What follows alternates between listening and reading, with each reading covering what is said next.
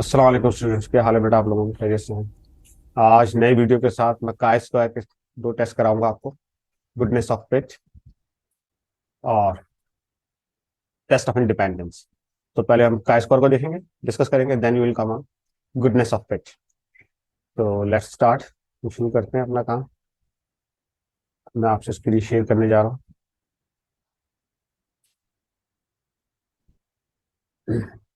अच्छा देखिए, chi square distribution basically हमारे पास एट डिस्ट्रीब्यूशन है जिसमें ऑब्जर्व और एक्सपेक्टेड वैल्यू की बात करते हैं ज्यादातर। ऑब्जर्व वैल्यू मीन्स जो आप अपना ओरिजिनल वैल्यूज होती हैं किसी डेटा की, दैट इज कॉल्ड ऑब्जर्व। और एक्सपेक्टेशन क्या, आप क्या एक्सपेक्ट कर रहे हैं, तो उसको मिला के हम कुछ फार्मूला अप्लाई करते हैं, कुछ मेथडोलॉजी यूज करते हैं एंड देन वी डिस्कस। तो मतलब फॉर एग्जांपल आप अगर आप 3-4 आपने क्विजेज दिए हैं, तो आपकी जो एक्चुअल मार्क्स आ रहे हैं आउट ऑफ 10, कभी 7 आते हैं, कभी 5 आते हैं, कभी 9, कभी 10, तो ये ऑब्जर्व हो गए। लेकिन आपकी एक्सपेक्टेशन ये थी कि आपके कहीं पर 10 आने चाहिए थे, आपने सोचा यार ये मेरा कुछ खराब हुआ है, इसमें मेरे 6 आने चाहिए थे, लेकिन आपके 7 आ गए हैं। एक जगह आपके 5 आए, आप एक्सपेक्ट थे आपके 10 आने चाहिए थे, तो एक्चुअली डिफरेंस आ जाता है। तो ये हम चेक कर लेते हैं। तो ये ऑब्जर्व एंड एक्सपेक्टेड फ्रीक्वेंसी के जो रिलेशन है, इसमें काय स्क्वायर यूज करते हैं। तो काय स्क्वायर का थोड़ा इसका करेक्टरिस्टिक्स बोलते हैं कि it is positively skewed. Positively skewed का मतलब होता है कि आपको नॉर्मल हमने बताया था, नॉर्मल डिस्ट्रीब्यूशन का बेसिकली ये स्क्यूनेस बताई थी मैंने, ऐसे। तो ये पॉजिटिव स्क्यूड होता है ना। और अगर नॉर्मल डिस्ट्रीब्यूशन में जाके देखें तो नेगेटिव स्क्यूड ये होता है हमारे पास। दिस इज नेगेटिव स्क्यूड ना, नेगेटिव स्क्यूड होता है हमारे पास। तो ये पॉजिटिव स्क्यूड होता है। अगर आपका ऑब्जर्वेशन कम है, डिग्री ऑफ फ्रीडम हमारे पास n-1 या जो भी हम फार्मूला यूज करते हैं, अगर वो कम है तो आपको एक्सपोनेंशियल बन रहा है, जैसे रेड बन रहा है हमारे पास, ये ब्लू बन रहा है। अब जैसे जैसे you increasing your number sample size, तो this distribution taking towards normal का जो स्क्यूनेस है उसकी फॉर्म में चला जाता है हमारे पास। तो as as we increase degree of freedom या इंक्रीज सैंपल साइज, जब सैंपल साइज इंक्रीज करेंगे तो डिग्री ऑफ फ्रीडम भी इंक्रीज हो जाएगा हमारे पास। जैसा कि मैंने आपको सेंट्रल लिमिट थ्रू में बताया था कि if data is skewed, data is not normal, तो आप क्या करते हैं कि उसका सैंपल साइज इंक्रीज करते चले जाते हैं। When ever increasing sample size, तो डेटा बिकम टूवर्ड्स नॉर्मल। तो इस प्रोसेस को हम सेंट्रल लिमिटिंग थ्रू भी कहा था हमने, अगर मैंने आपको पहले पढ़ाया था। तो बेसिकली हम सैंपल साइज इंक्रीज करते चले जाते हैं और तो डेटा हमारे पास स्क्यूनेस में आ जाता है, और फिर हम काय स्क्वायर टेस्ट अप्लाई करते हैं। तो इसको बोलते हैं इट्स अ पॉजिटिव स्क्यूड। ये पॉजिटिव स्क्यूड है। It contain only positive value, it has not negative value. देखिए ग्राफ देखें तो ये जीरो से शुरू हो रहा है, there is no negative values, यहाँ नेगेटिव वैल्यूज कोई नहीं है। तो इसलिए it it has degree of freedom based on, मेरी कर्व जो डिपेंड कर रहा है वो डिग्री ऑफ फ्रीडम पे बेस करता है, और डिग्री ऑफ फ्रीडम बेस करती है सैंपल साइज पे करता है हमारा। When when the degree of freedom हमारा लार्ज होगा तो हमारा सैंपल साइज चेंज होता जाएगा, उसका शेप चेंज होता जाएगा, और बहुत बड़ा करेंगे तो इट बिकम नॉर्मल फाइनली। तो ये हमारे पास करेक्टरिस्टिक हमने डिस्कस कर लिया। इसके बाद अब हम आते हैं कि फॉर्मूला। द फॉर्मूला ये मैंने लिख दिया है आपको। ओ स्टैंड फॉर ऑब्जर्व, ये ऑब्जर्व फ्रीक्वेंसी, ऑब्जर्व वैल्यूज को जाहिर करता है, ये लिखा हुआ। और ई स्टैंड फॉर एक्सपेक्टेड, कि आपकी एक्सपेक्टेशन क्या थी। ठीक है, बाकी ये के जो है नंबर डिफरेंट कैटेगरीज, कितनी कैटेगरीज मतलब 5 कितनी, वो भी क्वेश्चन करूंगा तो आपको समझ में आएगा, अदरवाइज यहाँ पर से समझ नहीं आना। के-1 होता है हमारे पास, जितनी कैटेगरीज है उसमें से माइनस कर देंगे तो डिग्री ऑफ फ्रीडम हमारे पास आ जाता है। तो 12, ये तो जब आपका मैनुअल सॉल्व भी करेगा तो उस पर लेक्चर थॉरली कहते हैं, ये तो आप चूंकि एसपीएसएस पे करना है, तो आपको यहाँ पर थोड़ा बहुत नॉलेज होना चाहिए बस फॉर्मूले में। तो ये मेरा सिंपल काय स्क्वायर का इंट्रोडक्शन था। अब मैं जो है आपको गुडनेस ऑफ फिट पे जाता हूँ उसके साथ, कि गुडनेस ऑफ फिट हमारे पास ना, ये देखिए ये गुडनेस ऑफ फिट आ गया। हम अब इसकी टेस्टिंग करते हैं, गुडनेस ऑफ फिट। तो first of all, goodness of fit का मतलब क्या है, क्या समझ में आता है इससे हमारे पास। जैसे इसको हम ये पहले कहते हैं कि ये non parametric, this is non parametric test, ये नॉन पैरामेट्रिक टेस्ट है, याद रखिएगा बात। क्योंकि इसमें मीन बेसिकली चेक नहीं कर रहे होते हैं, mean variance, probability, lambda, Poisson का, तो वो पैरामेट्रिक टेस्ट होते हैं। Test this is used to find out how observe value of a given phenomena is significantly different from the expected value. मतलब ये सिंपल ये कह बताना चाह रहा है कि आपकी जो ऑब्जर्व वैल्यूज हैं वो किस तरह डिफर होती हैं आपकी एक्सपेक्टेशन के साथ। और समटाइम ऐसा होता है कि आपकी एक्सपेक्टेड वैल्यू बिल्कुल ऑब्जर्व वैल्यू से बहुत क्लोज होती है, तो दैट्स अ गुड फिट। जब आपकी एक्सपेक्टेशन और आपकी एक्चुअल, फॉर एग्जाम्पल अगर आप जॉब कर रहे हैं कहीं पर, तो आपकी एक्सपेक्टेशन है जैसे मेरी सैलरी 2 लाख होनी चाहिए, ठीक है, लेकिन आपको मिल रहा है 1 lakh, it's a huge difference. आप आपकी एक्सपेक्टेशन ऐसी होती है कि आप, लेकिन अगर आपकी सैलरी 2 लाख है और आपको मिल रहे हैं तकरीबन 1,90,000, 1,95,000, तो it's very closer to expectation. तो इसका मतलब है आपकी एक्सपेक्टेशन सही है। तो फिट हो गई आपकी एक्सपेक्टेशन विद ऑब्जर्व वैल्यू। तो when observe value and expectation come to closer to each other, उनका डिफरेंस कम से कम होता जाता है, तो that is called good fit. लेकिन चूंकि हम काम सैंपल पे करते हैं और उसके रिजल्ट अप्लाई करते हैं पॉपुलेशन पे, तो आप सिर्फ देख के नहीं बता सकते हैं कि ये गुड फिट हो रहा है। आपको पुनः पूरा ऑब्जर्वेशन करना पड़ेगा, टेस्ट करना पड़ेगा कि गुड फिट है या नहीं। तो इसलिए कुछ बच्चे क्या करते हैं, सिर्फ जो डेटा गिवन है उसको देख के बोलते हैं जी फिर तो फिट लग रहा है या नहीं फिट लग रहा है। तो don't do that way, you have to apply test. अच्छा जी, use of goodness of fit. क्या इसका goodness of fit test? The term goodness of fit use to compare the observe, मैंने आपको बता एक्सप्लेन कर दिया है कि आपका जो है सारा एक्सपेक्टेशन ऑब्जर्व वैल्यू को देख के, उसकी उस पर कैलकुलेशन करके, उसके आंसर निकाल के, फिर टेबल वैल्यू या प्रॉब्लम से कंपेयर करके विल गो द डिसीजन। अच्छा, फिर इसमें क्या होता है ये भी देखते हैं, जो हमारा आजकल हमने पढ़ा है नॉर्मल डिस्ट्रीब्यूशन, बाइनोमियल, पॉइसन और टी डिस्ट्रीब्यूशन और डिस्ट्रीब्यूशन भी है। तो इसको बोलते हैं थ्योरेटिकल डिस्ट्रीब्यूशन। ये भी फिट हो रही है नहीं हो रही, जो डेटा दिया हुआ है हम इसको अप्लाई कर सकते हैं। If you have given data कि इसमें नॉर्मल डिस्ट्रीब्यूशन फिट हो रहा है, इसमें बाइनोमियल फिट हो रहा है, इसमें पॉइसन फिट हो रहा है, ये भी हम चेक कर सकते हैं इस पर कि हाँ ये डिस्ट्रीब्यूशन फिट हो गया है। अच्छा डिवाइड, अच्छा फिर बोलता है square test, sample data is divide into intervals. वो अब करेंगे तो ये आपको जो समझ आएगा कि हमारे पास डिफरेंट इंटरवल्स होते हैं जिसमें हम काम कर रहे होते हैं। तो सैंपल डेटा कुछ 3-4 कैटेगरीज में जाकर डिवाइड होता है, उसके बाद उसकी एक्सपेक्टेड वैल्यू को हम लेते हैं। एजम्पन, वन कैटेगोरिकल वेरिएबल, इसमें जो कैटेगोरिकल मतलब ये होता है कि जैसे मेल फीमेल कैटेगरी हो गई हमारे पास, ग्रेड ABCD ग्रेड हो गया, ब्लड ग्रुप हो गया OA पॉजिटिव बी पॉजिटिव, ये है तो ब्लड ग्रुप, लेकिन इसके अंदर 4-5 कैटेगरी आ गई है, तो इस कैटेगरिकल डेटा होना चाहिए। तो आप कोई भी चीज लेंगे, लाइक डिसलाइक हो जाएगा, इस तरह 4-5 अभी क्वेश्चन करूंगा तो further you can understand what's a categorical variable. Independent observation, ये तो हर the basic rule of the any test hypothesis, everything is independent. पीछे से जब आप लेते हैं तो जैसे मेल का डेटा ले रहे हैं फीमेल का, दोनों इंडिपेंडेंट होने चाहिए। ठीक है ना, ग्रेड्स ले रहे हैं तो ABCD ग्रेड्स है, उनका डेटा इंडिपेंडेंट होना चाहिए। Category data must be mature, एक दूसरे से ओवरलैपिंग नहीं होनी चाहिए सब किसी भी डेटा की। और ये बड़ा इंपॉर्टेंट है लास्ट वाला, ये मैंने इसको आपको एग्जाम याद भी कर लेना है कि ये जो चीज मैं कह रहा हूँ ये मैं टेस्ट से पूछता हूँ, इट्स अ वैलिडिटी, कि टेस्ट रिलायबल है या नहीं। ये रिलायबिलिटी को शो करता है कि ये जो वैल्यूज याद करेगा हमारे पास, it's showing the reliability of the test. तो जब पूछूं टेस्ट इज रिलायबल, तो आपने ये सोचना है कि जो फ्रीक्वेंसी है expected frequency, this is expected frequency, ये 5 या 5 से ज्यादा होनी चाहिए। अगर 5 से कम होगी तो टेस्ट रिलायबल नहीं होगा, वैलिड नहीं होगा। अच्छा, नल हाइपोथेसिस, इसमें सिंपल हम वर्ड्स में लिखते हैं, कोई मैथमेटिकल नोटेशन नहीं है इसका, अब वर्ड में लिख दें। Goodness of fit, the null hypothesis assume that there is no significant difference, there is no significant difference, ये इंपॉर्टेंट याद रखिएगा, there is no significant difference between observe and expected value. मतलब ये है कि जो भी आपकी एक्सपेक्टेड, हम फर्स्ट कर लेते हैं कि एक्सपेक्टेड वैल्यूज और ऑब्जर्व वैल्यू दोनों सेम है, दोनों में डिफरेंस कोई नहीं आ रहा। अच्छा, यहाँ पर हम, यहाँ तो मैं एक्सपेक्टेड का वर्ड भी यूज कर रहा हूँ, ऑब्जर्व का वर्ड भी यूज कर रहा हूँ, लेकिन समटाइम आपको प्रोपोर्शन देता है, प्रोबेबिलिटीज दी हुई होती है, तो वहां लिखते हैं कि proportion is fit in the data. तो it depends upon question wording, इसकी वर्डिंग आपकी क्वेश्चन पर डिपेंड करेगी कि, लेकिन यहाँ से जनरल कॉन्सेप्ट है कि प्रोबेबिलिटी भी किसी चीज की एक्सपेक्टेशन निकालती है कि जी हमारे पास, अगर आपके पास 50 स्टूडेंट्स हैं हमारे पास, और इसमें जो 50 स्टूडेंट्स में समझे बोलता है जी 30% जो है प्रोबेबिलिटी जो है हमारे पास कि, बोलता है 30% जो है वो साइंस स्टूडेंट है और बाकी अदर सब्जेक्ट स्टूडेंट, तो 30, तो how how will find the math student. हमारे 30% अगर मैथ स्टूडेंट है तो हम क्या करेंगे, 50 मल्टीप्लाई बाय 0.3, तो ये आपको दे देगा बेसिकली मैथ स्टूडेंट की expectation, this is called expectation. ठीक है ना, 0.3। तो हमारे से 15 बच्चे ऐसे हैं जो मैथ के स्टूडेंट होंगे, तो ये एक्सपेक्टेड वैल्यू आ गई 15 मैथ के स्टूडेंट की। तो ये हमारे पास we can find the students, हमारे पास टोटल थे 50। ठीक है ना जी।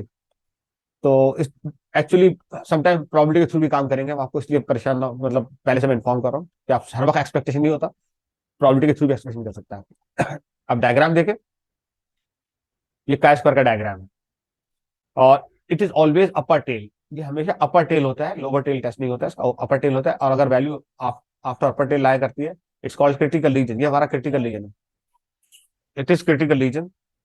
अगर आपका प्रोबेबिलिटी क्रिटिकल रीजन लाई करेगा तो यू रिजेक्ट एच नॉट। तो in other word we can say if P is less than alpha, alpha हमारा अगेन लेवल ऑफ सिग्निफिकेंस है, it may 5%, 10%, it depends upon what given in the question. और normally 5% लेते हैं, reject H not. इसका मतलब है कि हमारी, अगर हम एच नॉट को रिजेक्ट कर देंगे, दिस मीन्स कि हमारी जो गिवन प्रोपोर्शन है या गिवन एक्सपेक्टेड वैल्यू है वो डेटा में फिट नहीं हो रही। सेकंड पॉइंट इंपॉर्टेंट, मैंने आपको बताया था कि वैलिडेशन ऑफ द टेस्ट, कि हमारा जो टेस्ट में expected value must be more than 5 years की रिस्ट्रिक्शन है, टेस्ट की वैलिडेशन है, रिलायबिलिटी ऑफ द टेस्ट है, तो आपको याद रखना पड़ेगा। देन इसके बाद हम करते हैं बात कमांड। तो अभी क्वेश्चन करेंगे तो आपका आएगा एनालाइज, आप एसक्यूएल खोलेंगे, उस पर जाएंगे analyse non parametric test, legacy dialog आ जाएगा, काय स्क्वायर क्लिक करेंगे तो फिर आपके पास इसकी टेस्ट अप्लाई कर सकते हैं। अब एग्जांपल करना शुरू करते हैं इसका, एक एग्जांपल करता हूँ तो आपको फर्दर इंटरेस्ट आ जाएगा कि क्या करना है। तो जी देखिए, अभी देखिए मैंने आउटपुट तो लगाया हुआ है, लेकिन इसमें अब मैं आपको करके दिखाऊंगा कैसे आउटपुट आता है इसका। ये क्वेश्चन दिया है हमारे पास, the advisor and ecology club, the large college believe that group consist 5% freshman है, फ्रेश लोग हैं, सोफोमर्स हैं 20%, 40% जूनियर, 25% सीनियर्स हैं।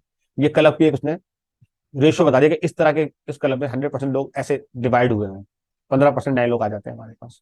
ठीक है, तो इसका मतलब है, अब बताइए, आप उसने सैंपल ड्रॉ किया, ड्रॉ द सैंपल, सैंपल देखा तो मेंबरशिप क्लब में उसने बोला कंसिस्ट 14 फ्रेशमैन थे, 9 सोफोमर्स थे, 15 जूनियर और 16 सीनियर थे।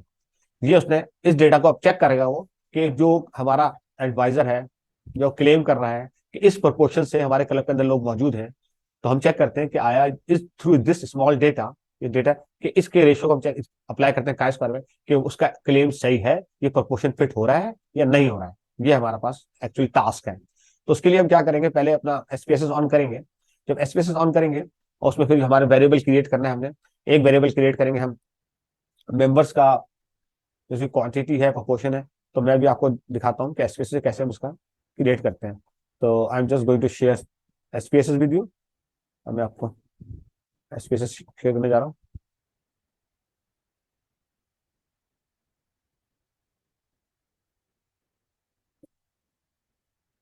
ये देखिएगा, जब एसपीएसएस क्रिएट करने गया तो मैंने क्या, आप इसको देखिए, पहले ये लिखा ग्रुप, मेरे पास दे आर चार कैटेगरीज हैं ग्रुप के अंदर, freshman, सोफोमर्स, senior, junior.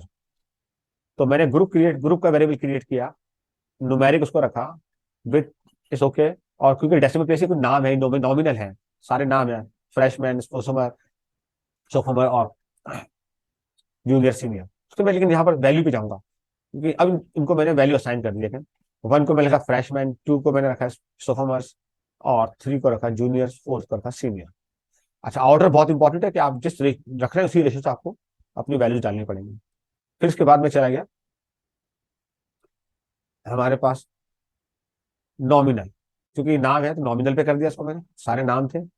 Second variable मैंने मेंबर्स का रख लिया, कि जो मेंबर्स का डेटा मेरे पास मौजूद था वो डेटा मैंने मेंबर्स, चूंकि न्यूमेरिकल वैल्यू है और ये इसमें कोई क्लास नहीं, नंबर है, साथ नंबर्स हैं 14, 7, 16, 51। तो इन नंबर्स को मैंने स्केल कर दिया, तो मेरा ये डेटा इसमें फीड हो गया। जब डेटा फीड हो गया तो ये देखिएगा, ये मैंने डेटा फीड किया, ग्रुप में मैंने ये डाल दिए चार, वन मैंने लिखा 1 1 1, 1 2 3 4। अगर मैं यहाँ से दिखाऊं तो आपको देखें 1 2 3 4 दिखा रहेगा, 1 2 3 4। और अब क्वेश्चन पे जाएंगे तो हमारे पास फ्रेशमैन 14 थे, क्वेश्चन में देखेंगे तो सोफोमर्स 19 थे, जूनियर 51, सीनियर 16। ये हमारे पास हमने क्वेश्चन से ले लिया। अब आता है प्रोपोर्शन, जो उसने प्रॉबिलिटी दी हुई है 10, 20, 25, 30, उस प्रॉबिलिटी को कहाँ फिट करना है। तो उसके लिए आपको अपना वेट केस ऑन करना पड़ेगा। याद देखें, आप जाएंगे वेट केस पे, वेट केस में आपको दो तरीके बताते हैं, या तो यहाँ से ये जो तराजू है या वेइंग मशीन है, इसको आपने क्लिक किया तो यहाँ वेट ऑन हो गया। तो यहाँ से लिखेंगे, लिखा हुआ है डू नॉट वेट केस, ये लिखा हुआ है वेट केस। तो लेकिन आप वेट केस को क्लिक करेंगे, वेट केस में क्लिक करा आपने तो आपसे एकदम से पूछेगा, ठीक है, इसमें कौन सा हमने वो डालना है।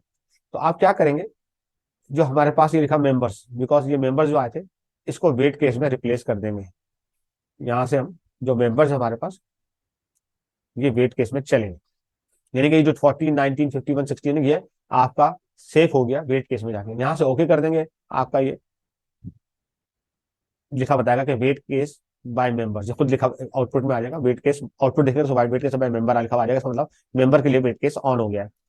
अच्छा, अब कमांड देख लें इसकी सिंपली, एनालाइज, फिर होता है नॉन पैरामेट्रिक पे गए थे, बताया था मैंने, analyse non parametric. Non parametric में तो यहाँ पर लेगेसी डायलॉग आ रहा है, लेगेसी डायलॉग पे चले गए, analyse non parametric legacy dialogue, तो फिर काय स्क्वायर आ गया। हम काय स्क्वायर का थ्रू टेस्ट कर रहे हैं, और भी टेस्ट बहुत सारे लिखे हुए, लेकिन काय स्क्वायर का काम कर रहे हैं। तो आपने काय स्क्वायर जैसे क्लिक करेंगे तो आपका विंडो ऑन होगा। और जब विंडो ऑन हुआ तो अब हम ये देख रहे हैं काय स्क्वायर पे कि हम किसको टेस्ट करें, ठीक है ना। तो चूंकि हमारे पास मेंबर्स तो ऑलरेडी आप उसमें डाल चुके हैं वेट केस के अंदर जाकर, अब रह गया ग्रुप्स। तो आप ग्रुप को सिलेक्ट करेंगे यहाँ से, ये हमारे पास ग्रुप चूंकि नॉमिनल था, हमें नॉमिनल ग्रुप चला गया, ये हमारे पास टेस्ट कर लगे। अब आपकी दो चीजें चलेगी, अब रह गया प्रोपोर्शन रेशोस। तो ये देखिए लिखा होगा all categories equal values.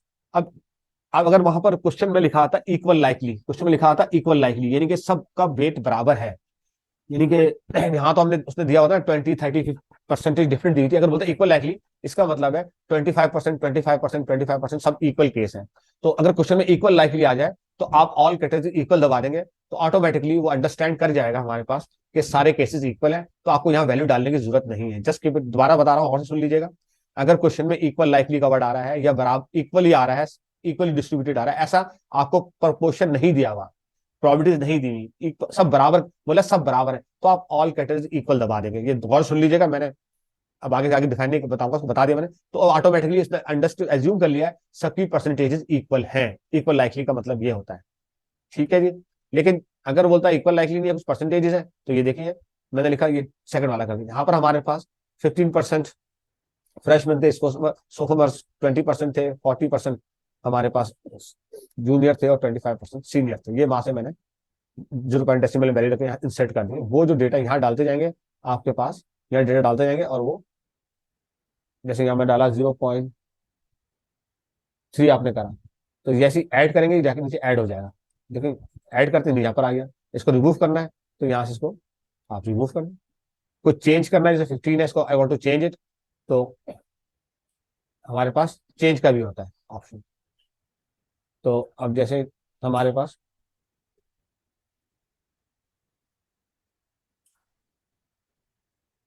Remove change हम जब करेंगे तो अब सब आपको आएगा कि हमारे पास क्या क्या हम कर सकते हैं। मैंने पहले से प्रूव कर दिया ये, तो ये ऑप्शन ऑन हो जाता है। लेकिन चूंकि ऑलरेडी डेटा मैंने फिट किया हुआ है तो मैं इसको रिमूव नहीं कर रहा हूँ। 0.25, 0.25, ये देखिए ऐड हो, ये इसको ऐड करोगे नीचे ऐड हो गया, ठीक है जी। तो इस तरह हम अपनी वैल्यूज को डिफरेंट करते चले जा सकते हैं। अच्छा जी, नेक्स्ट इज हमारे पास है ऑप्शन, देखें ऑप्शन में इसने बोला डिस्क्रिप्टिव, ये मतलब मीन वाला चाहिए आपको, नहीं चाहिए तो अगर मैं बोलूँ तो कर लीजिएगा, अदरवाइज इतना इंपॉर्टेंट नहीं है ये। देखिए, ठीक है, अब इसको ओके करेंगे तो आपको आउटपुट आ जाएगा, जैसे आप ओके करेंगे तो आउटपुट आ जाएगा आपके पास। तो हमारे पास आउटपुट की वैल्यू आ गई। अब मैं आपको दोबारा अपने स्लाइड आंसर दिखाता हूँ, जब मैंने आउटपुट पेस्ट पहले से कर दिया है ताकि हमारा टाइम सेव हो जाए। तो हम उसका आउटपुट देखते हैं, आउटपुट आ गया। एक ग्रुप जो हमारे पास था कि फ्रेशमैन जो थे हमारे पास 14 थे, सोफोमर्स 19 थे, जूनियर्स 15, ये डेटा सारा हमारे। और जब मैंने परसेंटेज डाली थी तो उसमें 15% ये थे, 20%, 20 ये हैं, 40 ये हैं, बिकॉज ये 100 है एग्जैक्टली, तो परसेंटेज भी एग्जैक्टली आ गई। लेकिन अगर ये 100 नहीं होता तो यहाँ वैल्यू डिफरेंट आएगी डेफिनेटली। अच्छा, अब यहाँ देखिएगा, ये एक्सपेक्टेड वैल्यू है 15, 20, 40, 25, no one is less than 5, कोई भी चीज 5 से कम नहीं है, तो इसका मतलब हमारा टेस्ट वैलिड हो रहा है। अगर इसके अंदर कोई वैल्यू 5 से कम हो जाती, एनी वैल्यू लेसर देन 5 हो जाए यहाँ पर इसके अंदर, तो हमारा टेस्ट इनवैलिड हो जाएगा। टेस्ट वैलिड हो रहा है क्योंकि हमारी values expected value are more than 5। अच्छा, यहाँ से अगर समझ तो ये भी दिया है इसमें, यहाँ पर नो जीरो जीरो सेल, ये खुद कह रहे हैं यहाँ से कि zero cell have expected frequency less than कोई ऐसा सेल, जीरो सेल का मतलब कोई सेल नहीं है जिसकी फ्रीक्वेंसी 5 से कम है, लेकिन अगर कोई वैल्यू 5 से कम होती तो यहाँ लिखा था 1 सेल 2 सेल, तो टेस्ट अनवैलिड हो जाता। ठीक है जी। अच्छा, अब आते हैं इसका, आप एनालाइज करना। ये दो वैल्यूज दी हमारे पास। इसका काई स्क्वायर वैल्यू दिया हुआ 6.382, काई स्क्वायर का वैल्यू 3.82 दिया हुआ है हमारे पास। ठीक है जी। और इसका जो वो आया हमारे, ये वैल्यू जा रही है 0.094, इसका अल्फा पी वैल्यू आ गई। तो हम ये कह सकते हैं काई स्क्वायर जो कैलकुलेटेड वैल्यू आ रहा है दैट विल बी 6.3 6.382। तो अब, और इसका पी वैल्यू आ रहा है हमारे पास,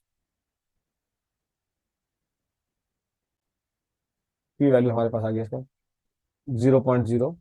अब इस पे ही अपना डिजिट अपना 0.094, ये हमारा पी वैल्यू आ गया।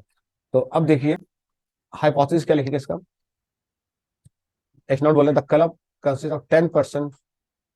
ये जो प्रोपोर्शन दिया था, जो क्लेम करा था एडवाइजर ने डिपार्टमेंट के, कि जी हमारे पास ये जो, ये रहा, ये जो प्रोपोर्शन उसने बताया था कि ये हम कहते हैं चेक कर रहे हैं कि इसमें डेटा में फिट है या नहीं। जो इन्फॉर्मेशन हमारे पास थी पॉपुलेशन में 10% फ्रेश पर्सन है, 20% सोफोमर्स है, 40% जूनियर है, 30% सीनियर्स है, ये क्लेम है। इज दिस करेक्ट और नॉट, ये हम चेक करना जा रहे हैं। H1 या HA हमारा है, distribution is not same as the stated in the null hypothesis. ये जो बोल रहा है कि डिस्ट्रीब्यूशन ऑफ जो मेंबर्स दिए हैं ये सेम नहीं है, ये गलत है, हम उसको उसके क्लेम को रिजेक्ट कर रहे हैं यहाँ पर।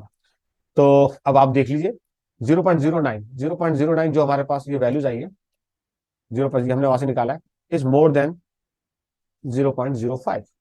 दिस मीन्स कि यहाँ पर उसका क्लेम एक्सेप्ट हो रहा है। At 5% level of significance there is sufficient evidence the proportion stated in the question is same as for the population। उसका इज नॉट एक्सेप्ट हो गया यहाँ पर। लेकिन अगर इसको हम 10% पे करते हैं, जैसे मैंने क्वेश्चन में अगर दो परसेंटेज दी हुई है क्वेश्चन में, आप देखें तो एक ये 5% और 10%, तो 10% पे रिजेक्ट हो रहा है। 10% पे हमारा 0.09 इज लेस देन 10%, तो यहाँ पर रिजेक्ट हो रहा है, एक जगह रिजेक्ट हो रहा है, एक जगह एक्सेप्ट हो रहा है। तो 5, यही डेटा जो है 5% के लिए तो एक्सेप्टेबल है, यानी कि, लेकिन 10% पे ये रिजेक्ट हो रहा है।